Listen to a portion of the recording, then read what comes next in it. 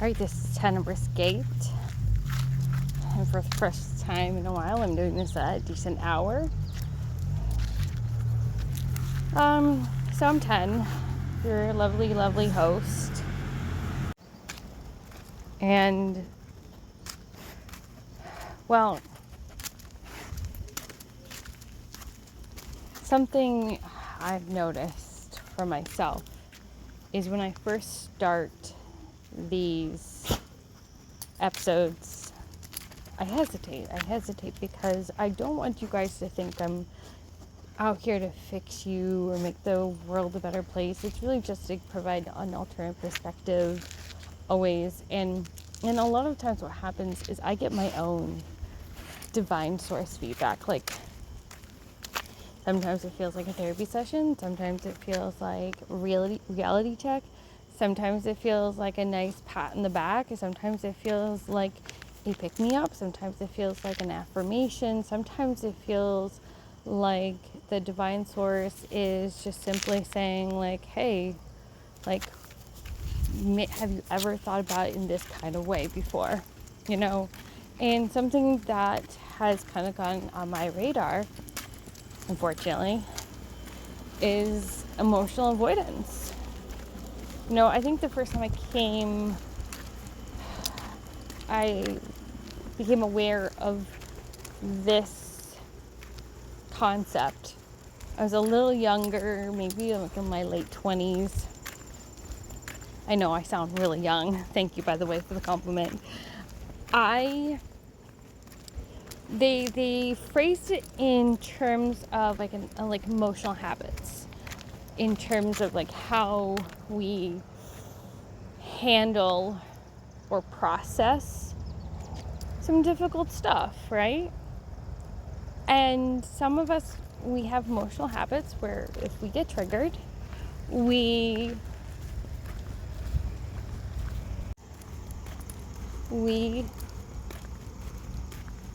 pursue something to help us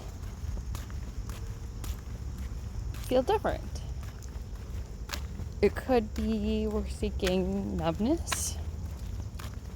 Sometimes just sheer avoidance. We may not want to feel what we're feeling. So sometimes people shop or they work a lot. They shut down conversations. You eat or don't eat. Substance use of all sorts of drugs, you know, sometimes people do that, right? You know, because it can be very overwhelming to be a human being. And I understand, I really do, because I really most certainly am often not in the mood to feel fear, anxiety, sadness, grief, frustration. I think like most Americans, I just want things to work out, make sense. I want things to feel good. I want my world to go the way I want it to. I want things to be in an orderly way. I want things exactly how I want them. A lot of us can relate to that, right? Like, oh, hey, you had a bad day. Things didn't go according to plan, or someone was being inconvenient, or someone got injured inconveniently. I mean, I remember when I was young being so deathly afraid that for whatever reason I was so afraid that my dad would get injured at any given moment, and I was scared that something bad would happen to my parents constantly. And to the point where it made it really difficult actually to want to leave my house as a child, because if I left the house, that would mean I would have to contend with how overwhelming my fear was. I mean, even as an adult, I have a great deal of fear and anxiety in terms of certain situations, conditions. When I was really young, like around 12, I was in a real bad car accident where I had this weird, like I came to in a weird, odd way where I was kind of like half in and out of it. And I remember my sister passing me paper towel for my cheek because I was bleeding. And then having this just strange experience of disconnection on the gurney, going to the hospital. And ever since this traumatic experience, I get scared of being trapped in the car if I'm in the back seat, in the back seat, passenger side, or any side in general, because I'm afraid that something bad's going to happen. And I am very deeply uncomfortable being in the back. I'm okay driving. I don't have any real fear about driving. I'm good. But anytime, if I'm within in an hour tops, maybe 30 minutes to an hour, that's when I start struggling to breathe, having severe anxiety, getting agitated and frustrated and angry and maybe a little rude at times because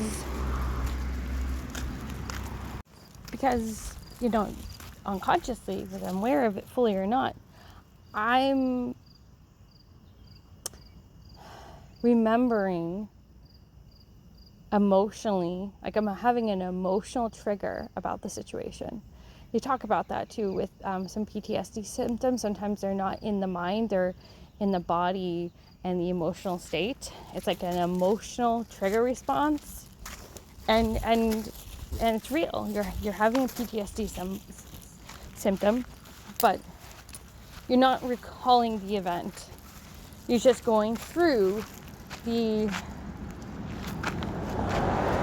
emotional, physiological experience of it all.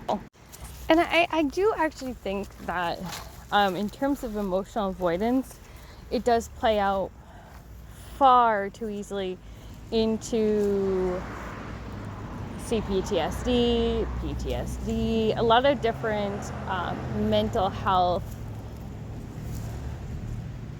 diagnoses. Because think about it, number one, sometimes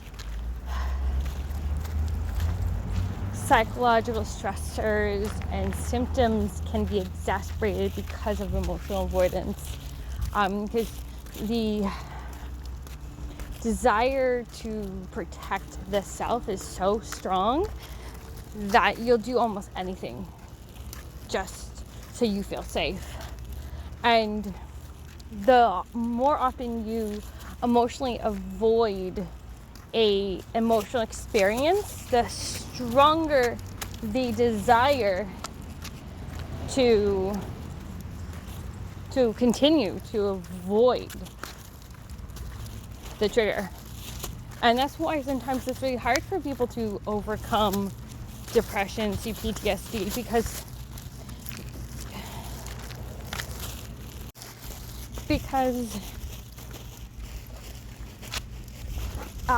to use a behavioral term, reinforced, the behavioral pattern becomes reinforced with an individual, and so the pattern basically gets cemented in, and you're more likely to continue said pattern because you're, whether consciously or unconsciously, you're looking for a specific result, and that result is emotional survival. And working with autism, sometimes you can see that too, is there's a behavioral emotional goal, and you see this even too with neurotypical or other neurodiverse kiddos, where they want something like, the perfect easiest example is to use a store, right? The kid's having a tantrum, falling flat on the ground, screaming, kicking, hitting, and you give in to that child and give them that lollipop, they're like, oh, unconsciously, not really consciously, because that's an older individual thing they do sometimes and not sometimes, but overall a kid will be like unconsciously going like, if I kick and scream and do all that again, I'll get another lollipop when I'm at the store. And so each time the kid goes to the store and does this, it gets more and more solidified, and it's more and more likely for it to occur. I get it. You know, parents are just trying to survive as a whole, and the emotional survival for them in terms of catering to that behavioral pattern is, you know, basically they're like, well, that becomes reinforced too, because they're like, my kid's quiet, he's calm, I'm getting a bit of a break, I feel a little bit better because I get silence. They're not bothering me. I'm exhausted. I just need a moment to myself, just one moment to myself.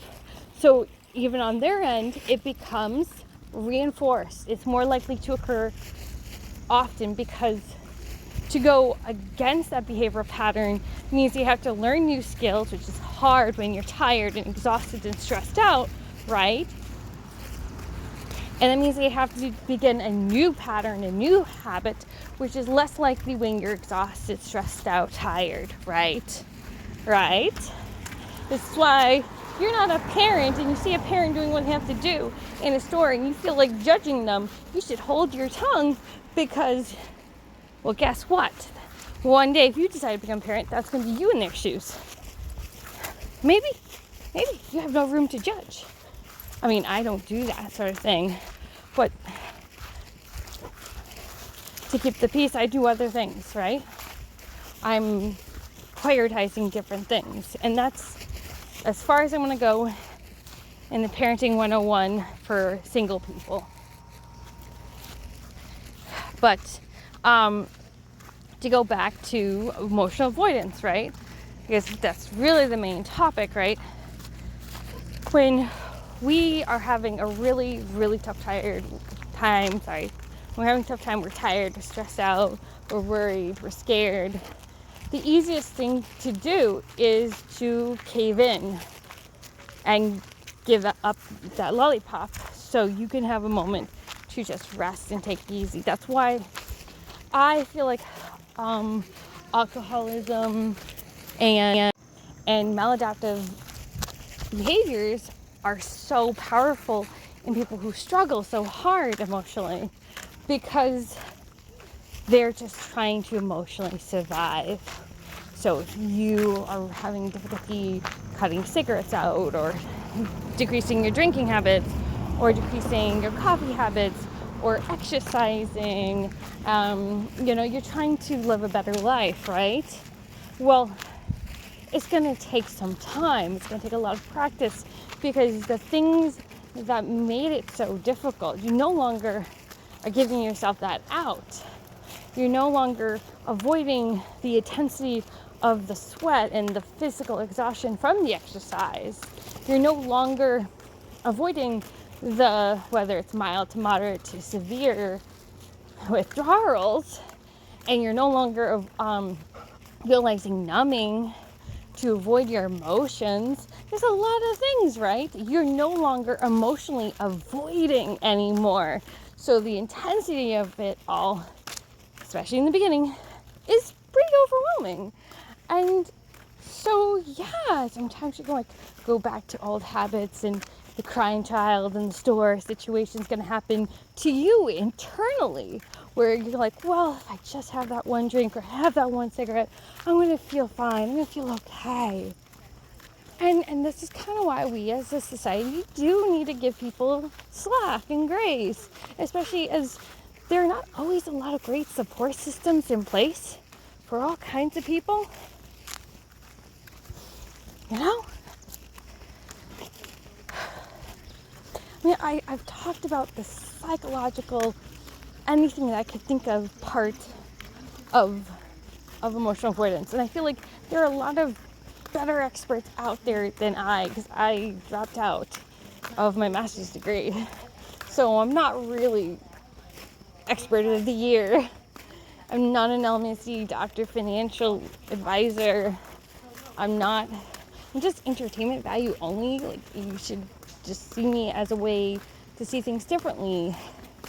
But, I used to be a psych nerd. Some ways still am. I'm not here to save you. That's why therapy is so important. But as I know, it's really expensive going to therapy in this world. So we do kind of find easy fixes and band-aids because emotionally, that's really tough. That really is. Because we're thinking to ourselves, I don't know if I can handle the intensity of that money aspect in my life. There's been so many times I'll be looking at an Amazon cart and I'm like, oh, just click on buy, just click on buy. But then I get triggered by that. There's an emotional intensity to avoiding clicking buy because I'm thinking to myself, I might need that money later. That's not quite the same what we've been talking about, but it has the same formula behind it. There's a lot of things that we go actively to avoid. Like, buying, sorry if this is too much information for you, but buying personal things of all kinds of things, right? That you need on a regular basis, but you just don't get it because the emotional component behind it is just too much. Why some people don't have kids because they're thinking to themselves, well, I don't know if I can deal with that. And that's the smart thing. So sometimes avoidance is actually smart. It's a thriving mechanism. Know yourself well enough. Know the current world around you, the society around you. And actually, you're not alone if you don't want kids. The average between for women is, I think it's 1.6 or 1.86 on average for people in having kids per woman. And that's a very low average, which means that actually it's going to have a big impact later on in our economy because, well, the government didn't think that clearly through very much. So, and the rise of cost of living and everything, there's a good reason why we're emotionally avoiding having kids. So sometimes it's a thriving mechanism, but more often than not, when it comes to self-care, to doing better habits in our lives and reflections and knowing ourselves better, there's sometimes the sad reason why we don't actually want to know ourselves better. Because if you know yourself better, that means you have to make different choices. That means you have to be accountable. That means that, I don't know, you might have to go see a therapist or a doctor. I don't know, that might mean that, you might have to say sorry to people. Or I don't know, maybe that means that you have to drop out of your LMHC track because you're not happy and you think you're being taken advantage of by the system. And there's a lot of things you have to emotionally connect to. Sometimes you have to say goodbye to old toxic friends. Now, sometimes you have to be aware of how you feel when people randomly send you text randomly out of the blue. When more often than not, they don't talk to you or ask you how you're doing unless they want something, whether it's showing off their happy family or asking you for money. I think, that's, you can't emotionally avoid being the bad guy forever when, you have to call out or leave work early, or when you have to tell someone like, I'm not feeling this vibe anymore. I don't want you around anymore. Sometimes you do have to be able to be brave enough to say no. A lot of people have emotional avoidance over setting boundaries because it does require a lot of courage. It means saying, your shit actually does stink. That requires so much more courage than saying yes all the time. Yes, I'll come into work. Yes, I can come in even though my kid's sick. Yes, I'll send my kid in to daycare even though it's not they're unwell. Oh yes, I'll let you walk all over me because it's easy, right? Because the emotional avoidance in telling someone, saying, hey, I don't like you anymore, or the emotional avoidance of saying, this doesn't feel good to me, then all of a sudden you have to deal with the potential consequences that are around that, right? Which means that maybe someone will be mad or hurt, or they might use manipulative tactics on you. You gotta suddenly learn how to deal with those. There's a lot of stuff we avoid actively because it's just easier to just cave in. Very much so. It's the easiest thing in the whole world. And it's because we need to survive. So without further ado, I'm going to wish you all well. May your meat blessed be almond to good health. But also too, if you're an emotional avoider about friends or internal stuff that, you just don't want to deal with, it's okay. I'm there with you. You're not alone. Just take a deep breath and try your best every single day because all effort is good effort.